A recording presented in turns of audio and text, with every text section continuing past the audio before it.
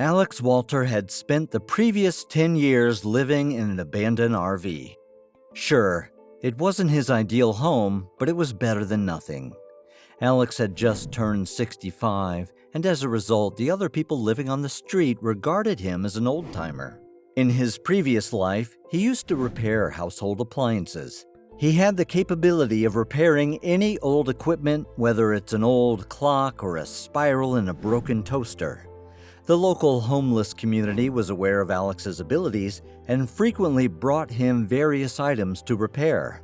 Some things even worked better after Alex repaired them.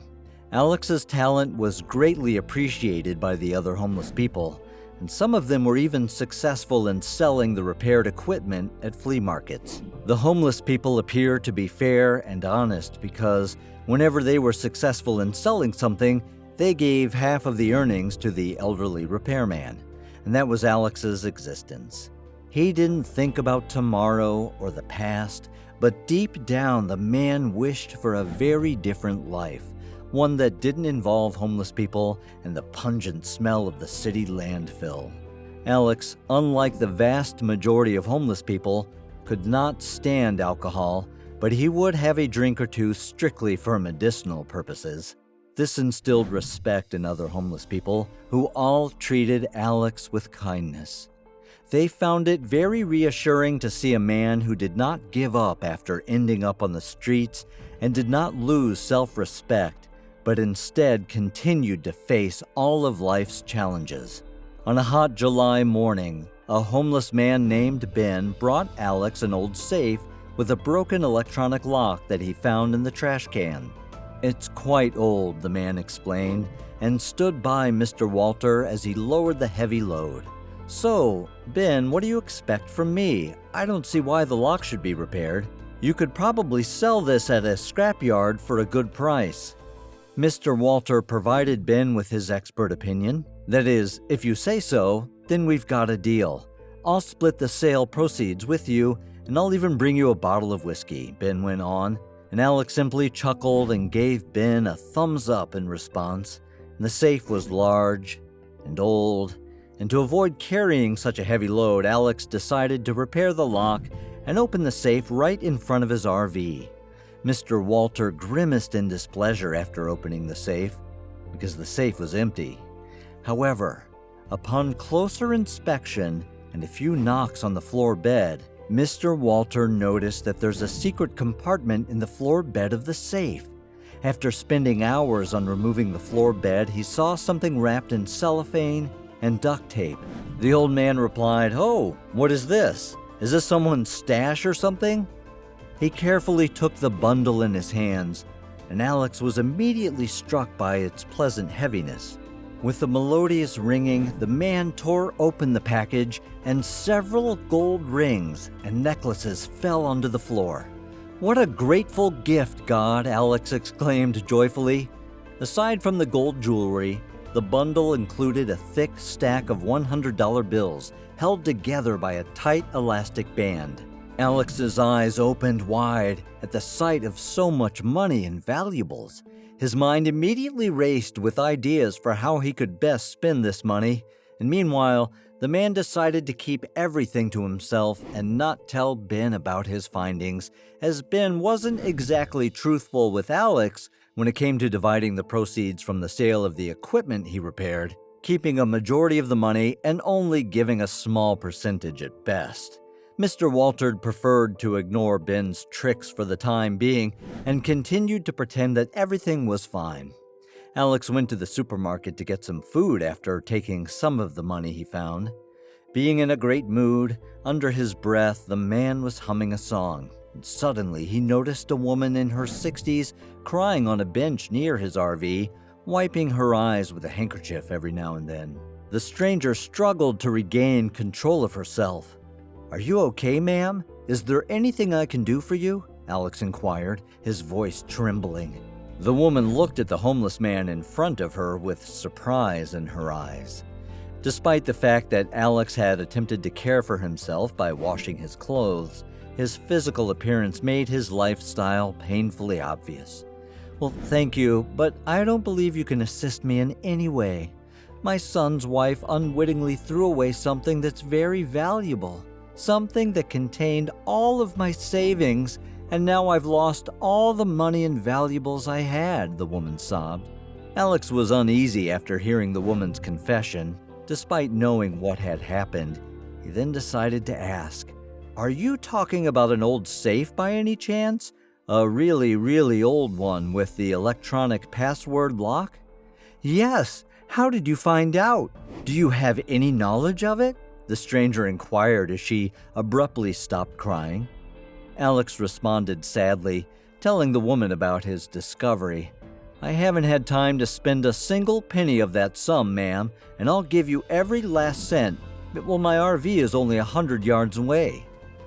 Alex readily offered, and the stranger was in relief from the help he offered.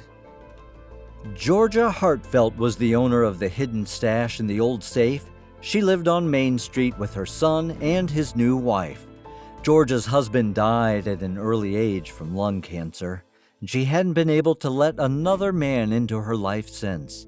Because of this vast life experience, Alex guessed right away that Georgia's relationship with her relatives was strained, and he had a similar experience in the past, but he didn't want to go into specifics. While speaking with Georgia, Alex realized that he felt very at ease around the sweet, sweet woman who had overcome so many obstacles in her life. The elderly man lowered his eyes and blushed as he handed the bundle to Georgia. Alex felt ashamed that he almost left this sweet woman without her life savings, despite the fact that he had no idea what they were. Georgia took several $100 bills from the pack and handed them over to the man. "Please take it. I appreciate everything you've done for me." Alex's first thought was to decline the woman's offer and return the money, but having looked Georgia in the eyes, Alex simply nodded his head in agreement with her. The man had unexpectedly lost the treasure he discovered in the old safe. He went inside to his trailer after saying his goodbyes to Georgia. At the same time, the elderly man wished he could see her again. And after a week flew by, Alex had resumed his usual routine, repairing equipment and earning a living by collecting recyclables. Then one day, there was a soft knock on his RV door. "Who could that be?" Alex muttered, irritated. He gasped in surprise when he opened the door, and Georgia Hartfelt stood in the doorway holding a plastic bag. "Here, take this, Alex. It's for you, homemade by me." The woman spoke in hushed tones, embarrassed by her own audacity. "That smells fantastic," Alex exclaimed with delight while sniffing loudly. "There is a chicken pie, an apple pie, and a bottle of homemade lemonade." Alex couldn't recall the last time he had such a delightful dinner. Georgia sat down next to him, looking at her friend with unmistakable concern, while the hungry man worked diligently with his jaws. The woman explained why she had come over after Alex finished his meal. "The issue is that I need your assistance. My son is evicting me from my home because he wants to sell it and use the proceeds to buy something cheaper." "Well, what do you think?" Georgia inquired, embarrassed by her oversharing. At this point, Alex felt like history was repeating itself. "I would recommend that you hire a lawyer and fight it. True, I was in a similar situation 10 years ago. My wife, Skylar, died of cancer, and 3 months after the funeral, my selfish daughter and her fiancé decided to sell my house in secret. I'm not sure who came up with the idea. However, I ended up on the streets. So I came across this trailer and have been living in it for the past 10 years. Alex expressed sincere regret. Georgia heeded his advice, smiled, and said goodbye. Alex wished her luck as he looked at her with concern. Georgia didn't show up after that. Months passed with Alex anxiously awaiting word on whether or not she had won the case. Whenever someone knocked, he rushed to open the door, hoping to see Georgia. When he finally accepted that she might never return, the woman came by, but she was carrying a large travel bag. Alex's astonishment knew no bounds. "Would you mind letting me stay the night, or should I sleep in a patch? Now, I'm a homeless person."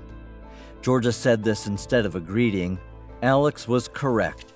As he found out later that evening, everything went exactly as he predicted. Georgia's son evicted his own mother from the house and suggested she seek shelter at a homeless shelter. That's unfortunate, but it's fine. Don't be concerned. We'll find a solution, so settle down, Alex offered politely. But Georgia's response took him completely by surprise. Actually, I only need to spend one night here, but I'd like to invite you to join me in San Francisco. I have an old house there that my grandmother left for me. My son and daughter are unaware of it. Sure, it's not magical, but it's far superior to an RV. So what do you think? Will you go to San Francisco with me? Georgia inquired, her courage restored, and his eyes welled up with tears. He was willing to travel to the ends of the earth to be closer to Georgia. Alex never felt lonely again after accepting Georgia's proposal. Instead, he discovered the happiness he had only imagined for so long.